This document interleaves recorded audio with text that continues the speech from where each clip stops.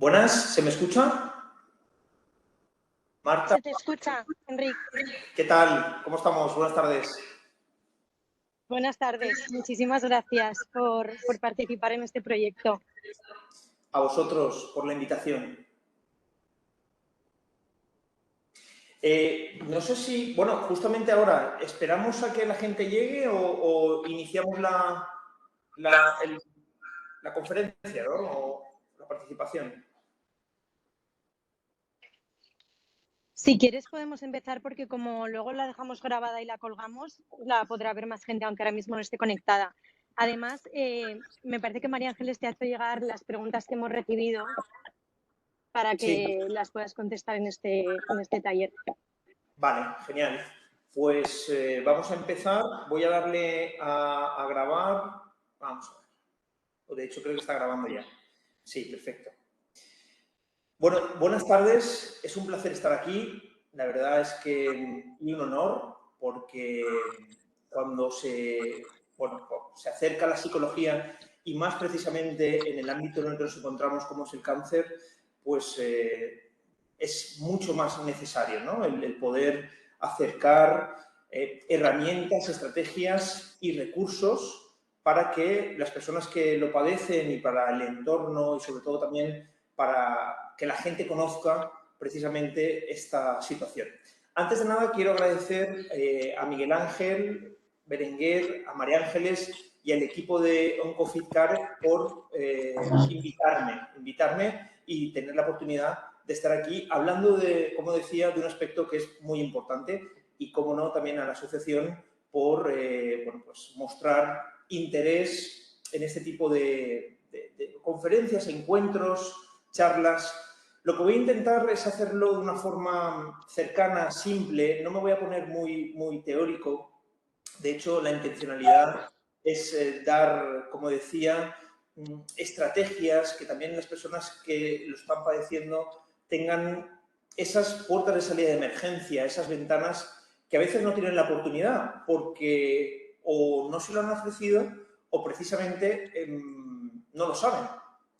Entonces, bueno, vamos a decir, como primer aspecto importante, quería comentarlo. Bien, para la gente que no me conozca, soy Enric Valls, soy psicólogo generalista sanitario.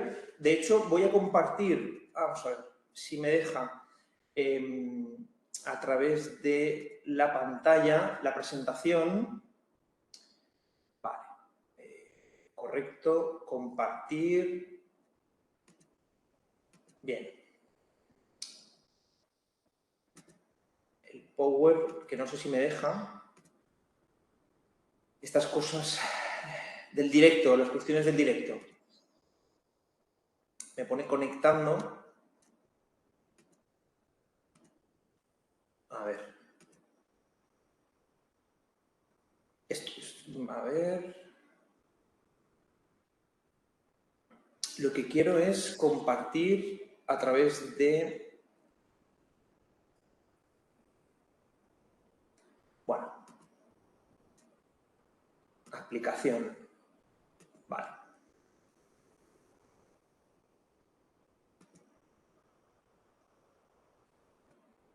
Bueno, de todas maneras, si me da algún problema, haré la presentación y ya está.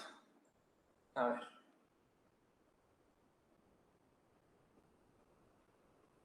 Bien.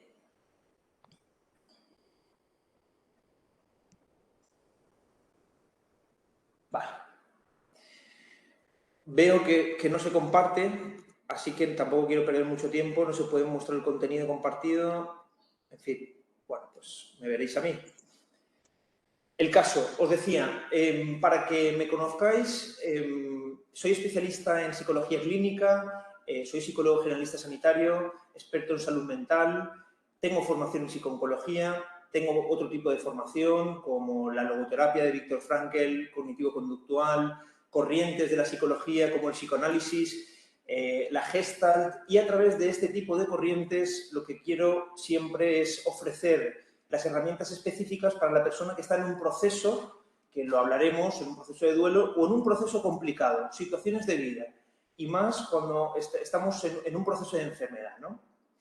Entonces, para que también sepáis mi trayectoria profesional de más de 11 años, he trabajado para Cruz Roja en el Departamento de Salud, estuve también un tiempo en la Asociación Española contra el Cáncer, en el Hospital de Sagunto, en psico-oncología y en el Hospital La Fe.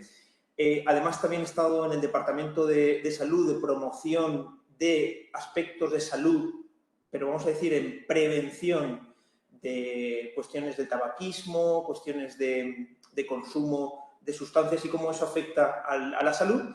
Pero bueno, vamos a ir a lo que hoy nos compete, que es cómo afrontar o precisamente cómo reaccionar ante un diagnóstico de cáncer. Tengo que decir que cada persona es un mundo, cada persona es una situación, pero sí que es cierto que a través de la psicología podemos poner en marcha esas estrategias, como decía, ¿no? Porque nadie nos prepara ante una situación que es muy tensional, que genera mucha tensión y, de hecho, la persona que lo padece, en este caso, tiene dos emociones que están siempre presentes. Una es el miedo y la incertidumbre, que no solamente recibe en el momento del diagnóstico, sino durante todo el proceso de enfermedad. Voy a explicar cosas que a lo mejor personas han pasado por esa situación, que nos están viendo, o incluso también familiares o amistades, ¿no? O gente que desgraciadamente tiene un conocido que ha pasado o está en esa situación. Lo digo porque es importante, esto en psicología se llama psicoeducación, es decir, saber identificar en qué momento estoy para poder afrontarlo. Esto psicológicamente nos da control y podemos tener una recuperación más eficaz y más eficiente y podemos tener al final una calidad de vida como toca, ¿no? Entonces, decíamos que ante el diagnóstico que nadie nos prepara y que ocurre, aparecen dos emociones que están en una constante. A partir de ahí, no solamente es el paciente, sino la familia que juega un papel importantísimo. Cuando esto sucede, se activan 5 miedos. Uno es el miedo al dolor. De ahí aparecen frases como voy a sufrir, va a ser controlable, voy a tener la capacidad de afrontarlo. Un segundo elemento es que un miedo a la apariencia física. ¿Cómo va a afectar esto en mi cuerpo? Frases como esto tiene algún tipo de consecuencia en mi imagen corporal. Un tercer elemento, un tercer miedo es el miedo a la pérdida de la independencia, que entonces ahí la persona empieza a hacer frases o, vamos a decir, comentarios totalmente naturales, que es que voy a ser dependiente, mi familia va a depender de mí, ¿qué va a ocurrir? Un cuarto miedo, que es el miedo al progreso de enfermedad, ¿qué va a ocurrir? Esa incertidumbre que es constante, ¿va a ser eficaz el tratamiento? ¿Qué es lo que va a pasar durante estos meses siguientes? Y un tercer elemento es el miedo a la muerte, que está también muy presente. Este tipo de miedos conllevan ante una tormenta emocional en la persona. Y esa tormenta emocional precisamente generan 4 estilos de afrontamiento que llamamos en psicología. El primer estilo es la lucha. Es cuando la persona ve ese instante como una forma de afrontar con optimismo, con positividad, colabora con los médicos, verbaliza la angustia que tiene, no se pone en papel de víctima, sino se pone en papel de protagonista y tiene siempre el pensamiento futuro de que va a mejorar. Este es el mejor estilo de afrontamiento. Un segundo estilo de afrontamiento ante el diagnóstico es la negación. No, esto no es posible lo que me está ocurriendo, no es tan grave como me han dicho, y esa negación en ocasiones genera también cierta esperanza, no es del todo malo, porque esa negación también es una reacción ante algo que no podemos controlar. Un tercer elemento, tercer tipo de tipología que está muy presente es el fatalismo. Esto no tiene control, seguro que va a ir fatal, frases también muy naturales y que hay personas que lo padecen.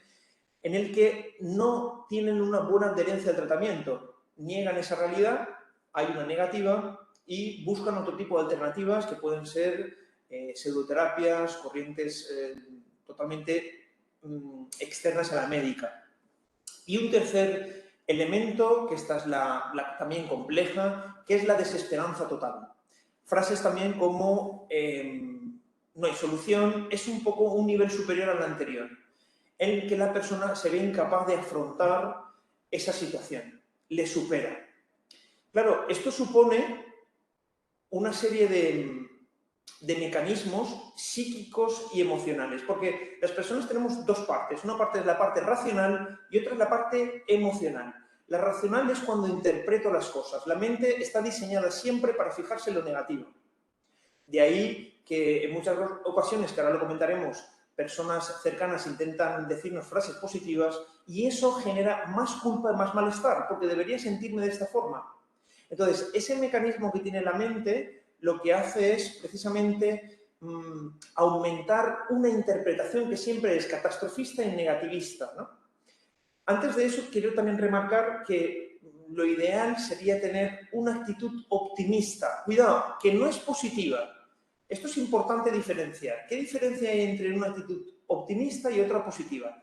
La optimista reconoce la realidad, es consciente de lo que ocurre, pero hace todo lo posible por afrontarlo. Y la positiva, si solamente es positiva y niega la realidad, es una negación, también es una evitación. Como decía, ese afrontamiento en el que dice, no, todo está bien. Es cuando nos acercamos a esa persona y le decimos, ¿qué tal? Bien, bien. Pero bueno, ¿hay algo que pueda hacer? No, todo está bien, todo está bien. Entonces, ahí hay como un estilo que eso puede suponer a la larga sentimiento de malestar. Entonces, es importante que sepamos identificarlo para ver en qué punto estamos. Frases que son importantes. Si hay vida, hay esperanza. En ocasiones, la mente, como decía, es tan catastrofista que se pone siempre en lo peor. Pero aquí tenemos que utilizar un mecanismo que es momento presente. No me anticipo.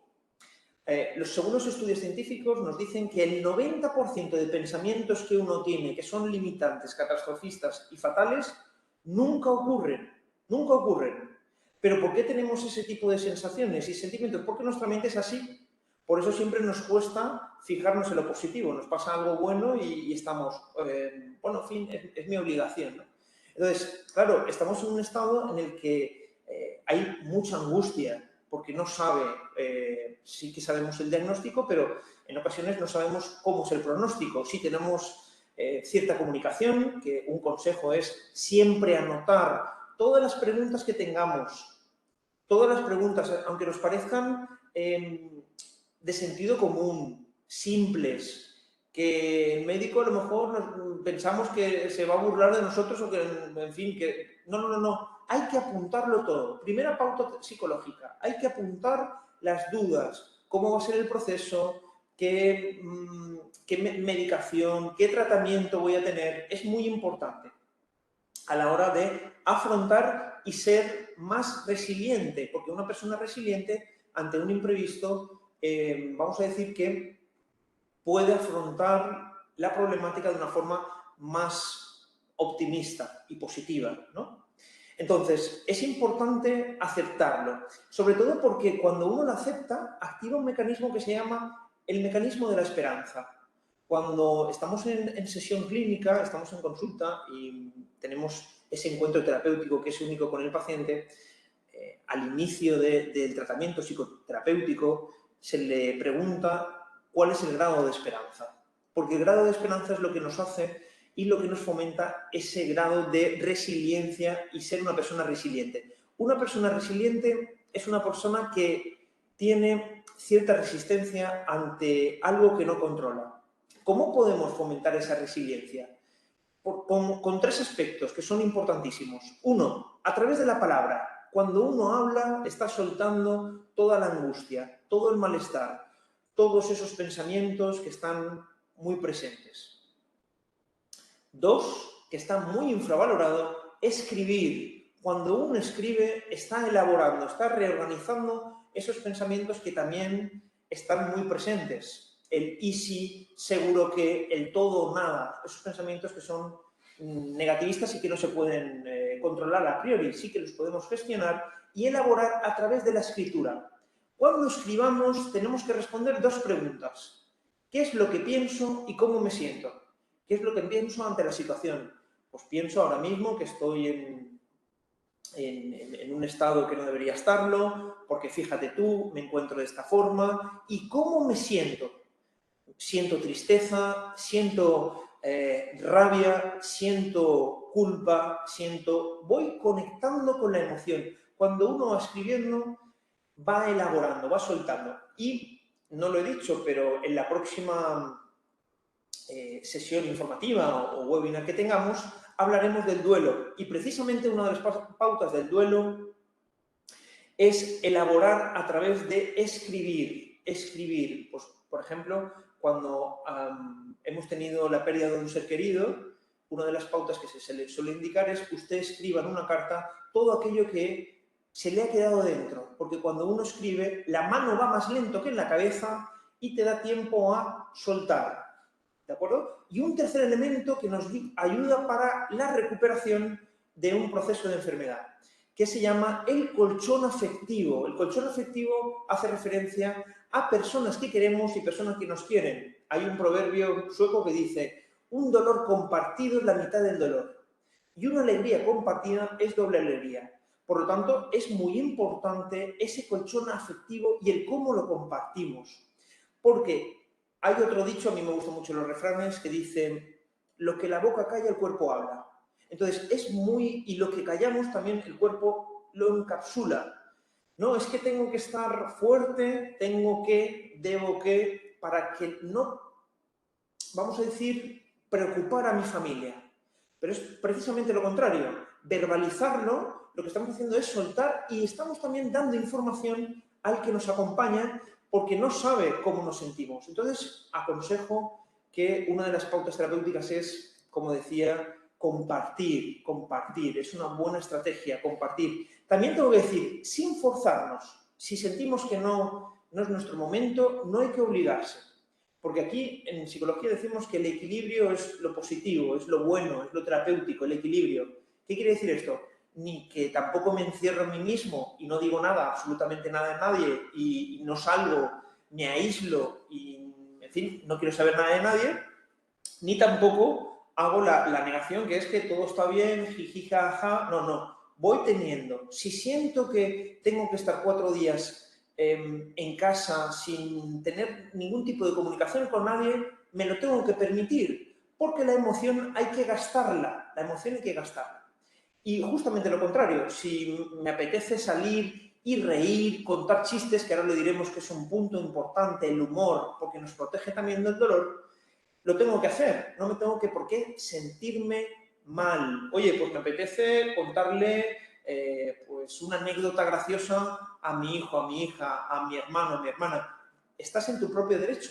Es un objetivo muy terapéutico. Bien. Otra recomendación terapéutica es, como decía, no anticiparse, porque la mente suele tener dos estados. Uno es vivir en el futuro e interpretar, incluso afirmar, y luego no ocurre todo aquello que nos hemos planteado, o en el pasado. Fíjate tú, tendría que haber hecho esto, ¿por qué no tomé esta decisión en su otro momento? Tendría que haberme cuidado antes. Y cuidado, ya lo habló el doctor, ¿no? El cáncer es multifactorial, hay grandes componentes. Afortunadamente, todos los días, como él también comentaba, hay noticias y hay artículos científicos, hay investigaciones también en el que, bueno, pues hay grandes avances, ¿no? Entonces, esto también va evolucionando y eso es importante para vivir el momento presente. El momento presente es, ahora hay una corriente dentro de la psicología que está muy de moda, que es el mindfulness. Vivir el momento presente. ¿Cómo lo puedo empezar a hacer? Pues bueno, con pequeñas cosas. Por ejemplo, la filosofía del mindfulness es conciencia plena. Significa que si estoy tomando un café con una amiga, voy a estar en ese momento. No voy a contar, evidentemente, si hay algo que me angustia, lo tendré que decir, pero tampoco puedo monopolizar toda la enfermedad en todas mis áreas. El área, por ejemplo, social, si yo quedo con una amiga, estoy en ese momento degustando el café, saboreándolo, disfrutando de esa conversación, prestando interés en la otra persona, preguntando. Entonces, ¿cómo lo podemos practicar? Hay varios ejercicios que mandamos en sesión, que uno es, para que lo podamos también practicar, es ponerme debajo de la ducha, lo que yo diría que en valencià la carchofa, ¿no? Me pongo debajo y empiezo a sentir el agua cómo recorre mi cuerpo. Siento la temperatura del agua, siento ese mismo instante, 5 o 10 minutos, esa práctica de mindfulness en el que me olvido de todo.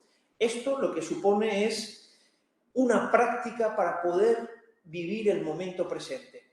Otra es precisamente coger una vela, encender la vela y fijarme en el movimiento de la vela, en el color, en la intensidad de la llama. Es una forma de no anticiparse y precisamente en un momento de rumiación, de obsesión, de anticipación, hago este ejercicio, como puedo hacer también por lo que denominamos en psicología conducta alternativa, algo que me impida prestar atención a ese pensamiento angustiante. Una conducta alternativa es ponerme un vídeo en YouTube, llamar a una amiga y que me cuente algo de su vida, salir a la calle y dar un paseo de 10 minutos para poder romper ese pensamiento preocupante y sobre todo de vivir el aquí y el ahora. Hay otro ejemplo que es que podemos coger una pasa y ponernosla encima de la mano, observarla, ver la rugosidad, sentir y apreciar el color, degustarla, me la pongo en la boca, empiezo a sentir ese sabor y empiezo a describir cómo me siento, porque eso es un momento presente. Esto se practica en el mindfulness. Os estoy haciendo una introducción, pero esto obviamente conlleva un trabajo, ¿no? Un trabajo también. Otro elemento importante a la hora de afrontar el diagnóstico es eliminar todo factor estresante. Sí se puede. Pues mira, resulta, Enric, esto me lo contaba el otro día una paciente, que no llego a desconectar en el trabajo.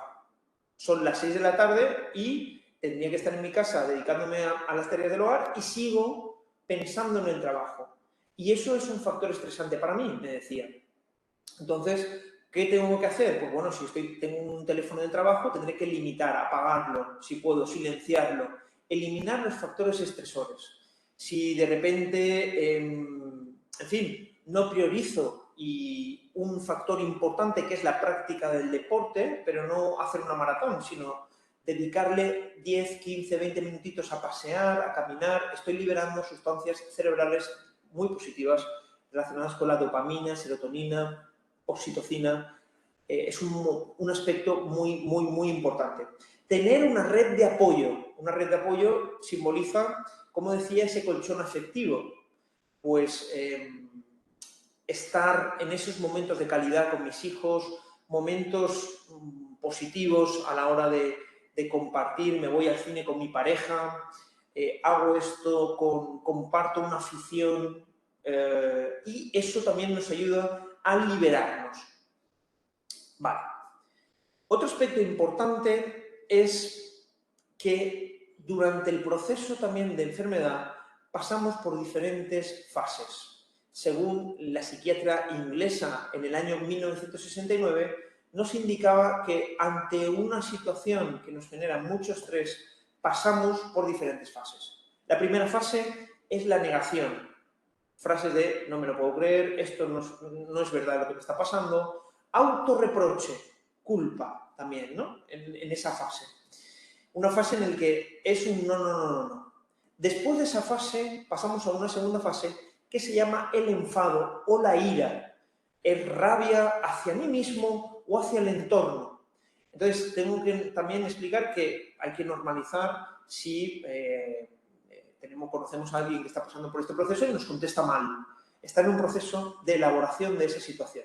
No hay que tomárselo como algo personal, porque precisamente para llegar a la aceptación pasa por la emoción de la rabia y de frases como, por ejemplo, porque a mí existe Dios, esto es un castigo, depende de cada persona y si tiene presente la fe o la espiritualidad.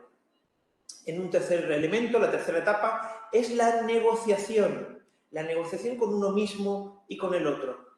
Bueno, sería interesante, son frases como, sería interesante seguir las pautas del médico, sería interesante seguir las pautas del fisio, del nutricionista. Es como un proceso de negociación en el que la persona va aceptando lo que le va ocurriendo. Una siguiente pauta o fase es la depresión, que es la tristeza. Son pensamientos como de abandono, de no me apetece afrontar esto, de precisamente son sentimientos y emociones como, bueno, pues de cierto rechazo. Y después de la depresión o de la tristeza ya pasamos a la aceptación, donde la persona acepta que eso es así y que va a hacer todo lo posible para afrontarlo. Entonces, es muy importante que sepamos. También tengo que decir que no es lineal. Hay personas que tienen una fase de negación, otra de ira, otra de depresión, otra que van saltando, pero, en fin, al final llegan a esa aceptación. Bien, ¿cómo podemos fomentar también esa aceptación? Bueno, pues una de las formas es, como decía, practicando el momento presente, siguiendo las pautas médicas, no mirar por Internet. Ya sabemos que por Internet el doctor Google son informaciones que son generalistas, que no es específico para nosotros. Entonces hay que ignorar, o incluso los comentarios de mucha gente de nuestro entorno que con la mejor de las intenciones dice, pues mira, yo conozco a un amigo, resulta, ah, sí, ¿y qué ocurrió? No, es mejor centrarse en el tratamiento y abandonar o ignorar ese tipo de cuestiones que nos puede producir es contraproducente, ¿no? Que es cuando voy recibiendo mensajes de distintas vías y eso también genera mucha resistencia, ¿no? Por otro lado, también es muy terapéutico como el tener la posibilidad de verbalizarlo a gente de nuestro entorno, pero tampoco a todo el mundo, si consideramos que no es así, sino seleccionar a 2 o 3 personas que vamos a denominarlos el consejo de sabios. Van a ser 2 o 3 personas de nuestro entorno en el que va a tener una funcionalidad de desahogo, simplemente que nos escuchen. También, si tenemos cierta confianza, pues bueno, interactuaremos, ¿no? Pero es una forma también de aliviar esa angustia. Otro aspecto importante, si tenemos la posibilidad, es ayudar al otro. Cuando uno ayuda al otro, también está reparando, está sanando, está curando, ¿no? Curando ciertos aspectos porque con esa acción también está elaborando y se siente útil, se siente partícipe y haciendo bien al otro también se está haciendo bien mismo. Es una de las estrategias que está demostrado científicamente que nos ayuda a amortiguar esa situación de sufrimiento o de dolor que también está muy presente. Luego, cuidarnos, ser un poquito egoístas. Y cuidado, egoísta no con una connotación negativa. Ser egoísta es dejar de pensar tanto en los demás y pensar un poquito más en nosotros. Porque ahora mismo tenemos que establecer toda nuestra atención en ello, sobre todo para poder encontrarnos con una calidad de vida buena, estable. Evidentemente pasaremos por fases y por situaciones complicadas. No hay que negar la emoción, hay que conectar. Si vemos que nuestro entorno no nos ayuda, incluso nos produce más angustia, tendremos que contar con un profesional que nos escuche, que nos oriente y que sepa también decir, bueno, pues qué es lo mejor para nuestra situación concreta. Algún psicólogo, alguna psicóloga que tenga la posibilidad para poder desahogarnos. Otro aspecto importante es a la hora de tomar una decisión, porque a veces nos vemos en la encrucijada de tomar alguna decisión, tener pros y contras de tomar una decisión. Pros y contras, reflexionar, pues mira, considero que ante esta situación, pues ¿qué hago? ¿Me dejo el trabajo o no me dejo el trabajo? ¿Me separo o no me separo en esta situación que me encuentro de mi pareja? ¿Comunico o no comunico? Ya hemos dicho que hay que apostar por la comunicación, pero si no, tendré que hacer en una lista pros y contras de esa situación. No, es que resulta que tengo que decidir si vender esto o lo otro, pros y contras, y plasmarlo en un papel, siempre, ¿no? Esto lo suelo escuchar. No, lo tengo en mi cabeza, no, yo lo tengo claro. No, plásmalo, porque es una forma también de elaborar, de soltar y de verlo de una forma más objetiva. Como decía, un segundo elemento y que también está conectado es escribir, tener un diario emocional para también expresar todos esos sentimientos y todos esos pensamientos, porque eso lo que nos hace es coger perspectiva y poder verlo de una forma más objetiva, ¿no? Y menos emocional, ¿no? Y coger distancia también nos ayuda a elaborarlo. Y también muy importante, darnos la oportunidad para tener tiempos en soledad. En muchas ocasiones el entorno, preocupado, obviamente, intenta mostrarnos, o incluso uno mismo, dice, no, quiero estar con gente, si es así, fantástico, pero también tener momentos de soledad nos libera y nos hace estar un poquito mejor, ¿no? Pues reflexión, o si no quiero tener ese momento de reflexión, le dedicaré tiempo a un hobby o un tiempo a hacer aquellas cosas que me hacen estar bien. El otro día me decía una paciente que le gustaba coser, hacer ganchillo, fantástico, es una forma de cuidarte y también de liberarte. Otra persona me decía que disfrutaba pintando, fantástico también. Momentos de soledad no supone estar en una esquina y no hacer ni decir nada, sino también es para poder aprovechar un tiempo de desconexión, leer, cantar, bailar, aquello que podamos sentir y que nos hace estar un poquito mejor. Vale. Estoy mirando porque, claro, estoy siguiendo un poco las diapositivas que tenía preparadas, pero, en fin, bien. Vale. Más cuestiones. Vale. Hay una cosa que quería hacer un poco referencia para aquellas personas que tengan a alguien, ¿no?, que está pasando por esa situación, qué debemos de decir y qué no debemos de decir. Es decir, qué sí decir y qué no decir. Lo que tenemos que evitar son frases como la vida es así, tú tienes la culpa por comer tan mal, nunca te has cuidado, qué envidia, cómo has adelgazado, el cáncer no existe, es un invento farmacológico. Todo este tipo de frases, y las digo, que aunque hay gente que se ponga las manos en la cabeza, las dice sin tener ningún tipo de maldad, ni ningún tipo de, en fin, intencionalidad. Pero a veces decimos cosas y ese tipo de frases no hay que decirlas, porque lo que eso genera es, como decía, más culpa y más malestar hacia el otro y más poco entendimiento, poca sensibilidad. Cuando no sepamos qué decir, simplemente estando ahí. Una escucha activa. Entonces, ahora paso a qué cosas sí que hay que decir. Frases como, te tengo presente, quieres que hablemos, si necesitas algo, dímelo, voy a salir a caminar, ¿te apuntas? Sobre todo lo que hay que evitar es no echarle la culpa por su actitud, no hay que frustrarse, porque ante ese tipo de situaciones siempre, ¿no? Hay mucha gente que no comprende estas fases y no comprende este tipo de reacciones o porque no las sabe y entonces dices, que fíjate tú, siempre he estado igual. Bueno, quizá es su manera de afrontamiento. Lo que sí que puedes hacer es ofrecerle una mano. No recriminar su actitud. Es muy importante porque cada persona lo elabora de una forma o de otra. Sobre todo, no tener miedo a tocar,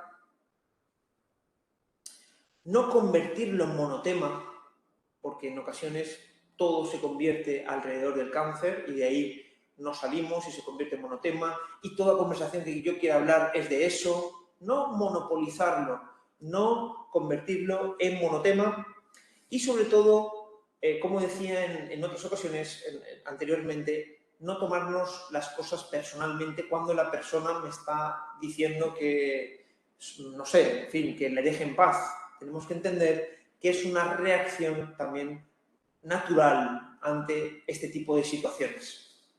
Bien, Tenemos unos 35 minutos, llevamos unos 35 minutos del webinar. Yo sí que quiero, a ver un segundín, sí que quiero comentar, porque María Ángeles me comentaba que han habido una serie de preguntas. Y antes de lanzar también, para aquellas personas que estáis aquí, ¿qué preguntas tenéis y cómo os la puedo resolver? Durante el anuncio del webinar han habido personas que nos han preguntado, ¿no? Entonces, tengo aquí anotado varias preguntas que creo que pueden ser interesantes para compartir. Nos preguntaban, ¿es recomendable que... A ver, un segundín. A ver, que lo tengo aquí. Vamos a ver. ¿Es recomendable que paciente y familiares acudan al mismo psicólogo? Pues sí, es recomendable, porque precisamente el psicólogo tendrá una visión general y, de hecho, puede tener más información de la que el paciente también refiere, con la intencionalidad de poder ser más eficaz y más eficiente. Hay una creencia que es de, no, si él va al mismo psicólogo, yo tengo que ir a otro, ¿no? No es incompatible, no es contraproducente, como decía, es precisamente mucho mejor, porque si va el papá, la mamá, pues podemos también, precisamente, y el entorno, tener más opciones a la hora de hacer un tratamiento psicológico, psicoterapéutico. Entonces, sería recomendable, sería idóneo, no hay ningún problema. Otra cuestión. ¿Es recomendable acudir desde el principio del diagnóstico en todos los casos? Correcto, ¿es recomendable acudir desde el principio del diagnóstico en todos los casos? Bien, aquí hace referencia, ¿es recomendable acudir desde el principio del diagnóstico? Vale, pues dependerá de la persona, dependerá de la persona. Hay personas que tienen esa necesidad desde el minuto 1 y quieren tener ese momento de desahogo. Hay otras personas que consideran que no es su momento y a lo mejor no lo hacen a la primera semana, pero sí que lo hacen a la 10ª o al X tiempo. Pero, como decíamos, no hay que tampoco forzar. Lo recomendable es que sí, porque es una ventana para desahogarse, pero si no, tampoco estaría mal. Entonces, ¿es recomendable? Es recomendable, pero tampoco es necesario, ¿no? Per se. Y hay que ofrecerle ese momento, porque puede desahogarse con la familia, puede desahogarse con un amigo, puede desahogarse en un momento determinado, pero también es más interesante si tiene ese espacio terapéutico, ese vínculo terapéutico con el profesional para poder elaborarlo. Una tercera pregunta que nos hacían era, ¿desde qué edad es recomendable acudir a un psicólogo? Concretamente para niños con cáncer infantil. Bueno, esto es interesante, ¿no? Aquí en este caso lo que haremos será, en este primer momento, desde que él lo verbalice, él o ella, el menor lo verbalice, pues bien, necesito tener un momento de que alguien me escuche o considero que tengo que tener un espacio para liberarme, para chillar, para gritar, para soltar. Entonces, le daremos la opción al menor para que tenga la posibilidad de acudir y si no, si vemos que él no quiere o que ella no quiere, nosotros como padres o como madres o como familia tendremos que observar. Si observamos que hay un cambio de actitud, que la persona empieza, el menor empieza a aislarse, que descuida la autoimagen o verbaliza que no quiere hacer ningún tipo de actividad, ni ir al cole, ni edades extraescolares, ni todas estas cuestiones, tendremos que estar atentos o atentas para darle, ofrecerle esa mano para que pueda acudir a un profesional, ¿no? Quiero lanzar ahora la posibilidad, porque quiero hacerlo también un poquito más proactivo, para aquellas personas que quieran hacernos algún tipo de pregunta. A ver. No sé si alguien quiere hacernos alguna pregunta.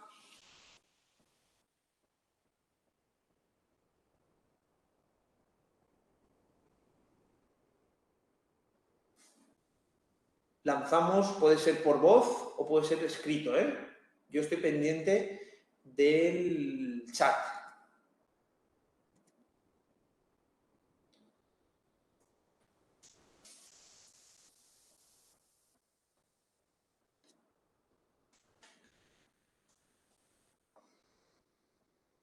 Bien, mientras alguien o alguno de vosotros o de vosotras quiere pensarlo, voy a también daros alguna estrategia más práctica cuando nos vienen tipos de pensamientos negativos. Hay una pauta muy eficaz, que es que cuando me venga un pensamiento catastrofista o negativo, diré esa frase negativa, luego la preposición pero y algo positivo. Por ejemplo, el otro día, me salgo un poco de aquí, ¿no? El otro día una persona me dice, Enric, vino enfadado y me dijo, Enric, no he aparcado donde yo quería, pero al menos he aparcado. Podemos utilizar esta estrategia para precisamente, no me encuentro bien, pero voy a hacer todo lo posible para estarlo. Ahora mismo me encuentro vulnerable, pero estoy siguiendo el camino correcto. Es decir, cuando transformamos esa afirmación, también nos ayuda precisamente a ver las cosas de una forma más optimista, más optimista. Nos tenemos que dejar de personas negativas o tóxicas que nos intenten, en fin, condicionar de una forma, pues como decía, mala, ¿no? Es decir, oiga, yo lo que quiero es rodearme ahora hay un concepto que está muy de moda que son personas vitamina, ¿no? Personas que me aporten tranquilidad, que me aporten calma. Aquellas personas que me producen toxicidad, negatividad, es mejor tenerlas lejos. Pues, por ejemplo, no sé, vamos a compartir en un momento determinado nuestra parte más emocional a un amigo y me dice precisamente las frases estas de no pasa nada, la vida continúa, hay que seguir, eso incluso lo podemos verbalizar. Esto que me está diciendo me sienta mal. Es también una forma de liberar toda esa parte tensional y de poner ciertos límites, porque los límites son muy importantes. Sobre todo cuando decía que no hay que monopolizar, no hay que convertir esto en monotema. Pues bueno, voy a mis sesiones de tratamiento, hago mi proceso psicoterapéutico, me cuido y hago cuestiones también, pues voy al fisio, voy al nutricionista y sobre todo tengo esas salidas de emergencia como comentaba, ¿no? Es muy importante tener esto presente porque aquello negativo también nos puede desestabilizar porque estamos en un estado vulnerable. Entonces es muy importante que esto lo tengamos también presente, ¿de acuerdo? Vale. Bien. Pues no sé si hay alguna persona que quiera hacer alguna pregunta, alguna cuestión. Sí, mira, yo soy Ramón, ¿me oyes? Sí, Ramón.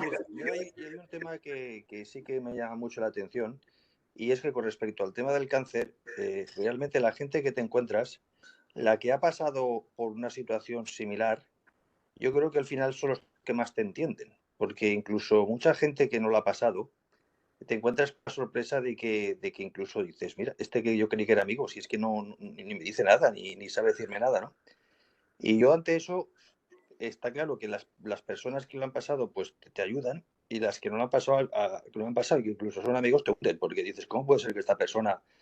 Y claro, ahora ya a la altura que estoy, pues yo ya veo que efectivamente, y por lo que tú has dicho en la charla, que me ha servido bien, creo que hay gente que efectivamente no sabe responder, pero porque hay que perdonarla, es que es así, por lo que he entendido de la charla, ¿no?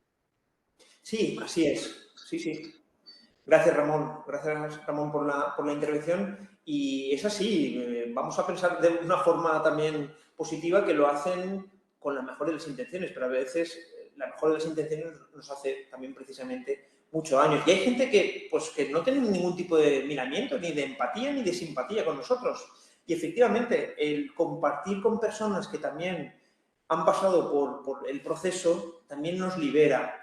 Eso se traduce, no os lo he dicho, pero yo aquí en consulta hago sesiones individuales y sesiones grupales, que en psicología se llaman GAMS, Grupo de Ayuda Mutua. Los grupos de ayuda mutua son personas que están en nuestra misma situación y que sirven precisamente para compartir vivencias, experiencias, preocupaciones y, como decía, siguen la premisa de ese colchón afectivo. Un miedo verbalizado, un malestar verbalizado es menos miedo, ¿no?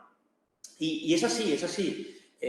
A veces, bueno, pues hay gente que no tiene ningún tipo de miramiento, pero si las identificamos es mejor, insisto, tenerla lejos, al menos durante un tiempo. Y si no nos aporta nada, decía un psicoanalista argentino que hay vampiros emocionales, ¿no? Que es cuando vamos a contarles algo y te dicen, pues yo peor, o intentamos contarles una alegría y nos intentan infravalorar, ¿no? Con la intención de, pues, mira, me ha pasado esto. Ah, pues ten cuidado. El otro día me lo decía una persona que estaba muy ilusionada porque le acababan de subir el salario, lo compartía con un amigo y este amigo le dijo, bueno, ten cuidado que hoy en día te echan enseguida del trabajo, no hay ningún tipo de miramiento. Este tipo de frases o de personas o de actitudes es mejor, y más en el proceso de cáncer, alejarnos. Gracias. Gracias. Bien. ¿Alguna pregunta más?